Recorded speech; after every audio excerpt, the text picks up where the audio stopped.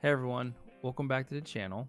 I'm Jason Ripoli with Ripoli Real Estate, and I know you're used to seeing my beautiful wife Kristen on the screen, and you've seen me a few times with our duo videos, and I'm going to start adding some videos throughout the week with market updates, along with like interest rates and just how everything is basically going in the Charlotte market, just to help her out, just to get more info out there for you guys. In today's video, we're going to be looking at interest rates and just the housing market as a whole. The interest rates have been going up slightly, and we do have another Fed meeting coming up, and we're going to get you into some details about what they're going to be doing with the interest rates. So without further ado, let's get into the video.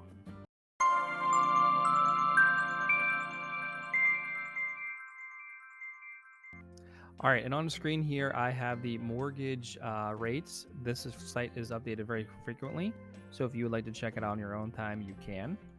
But as you can see, for the last couple months, it's been trending up and up with little spikes and dips.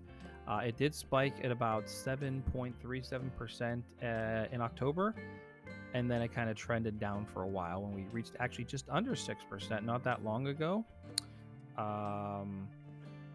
back in the beginning of February. But ever since then, it's been trending upward, and it seems like it's going to continue. The Fed just had their meeting, and they did talk about raising rates again. Most of them wanted to do just 0.25%. Some of them wanted to do 0.5% again because they think that the inflation isn't going down quick enough. It's still too hot for the economy, and they're still trying to slow it down. And as you can see, with the housing numbers that we put out every month, there is still, at least in Charlotte, a strong demand for houses. And the Fed just is not happy with the way things are going. They're still trying to slow everything down and get inflation under control. I mean, just look at the price of eggs. I actually just bought eggs recently because they went down a little bit, but with everything else at the store, it's still high and still going up. So what does that mean for you guys?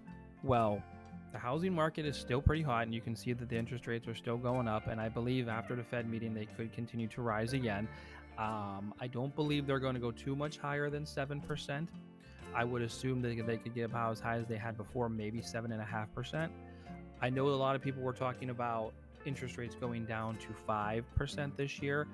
That's still a long shot. That might be toward the end of the year, maybe toward the fall or the Christmas season, just because the economy is not where they want it to be yet. So they're not going to, they're not going to lower rates, but they might halt them at some point this year. So that might help with the rising interest rates.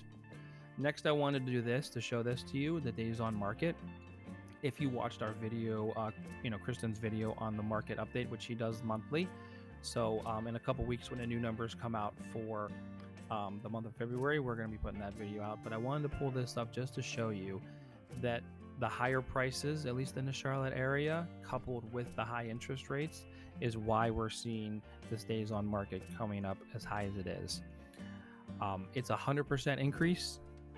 Most houses are staying on the market for an average of around 46 days. We have seen an uptick recently, though, this month with houses going on the first weekend or the first week again, if the house is priced correctly. So I'm curious to see where that number is this time. It might actually stay the same or drop slightly, depending on how the data rolls out for us. But this is very interesting because you should have time to go out and look, if you're a buyer, and make a proper decision without having to be rushed into it.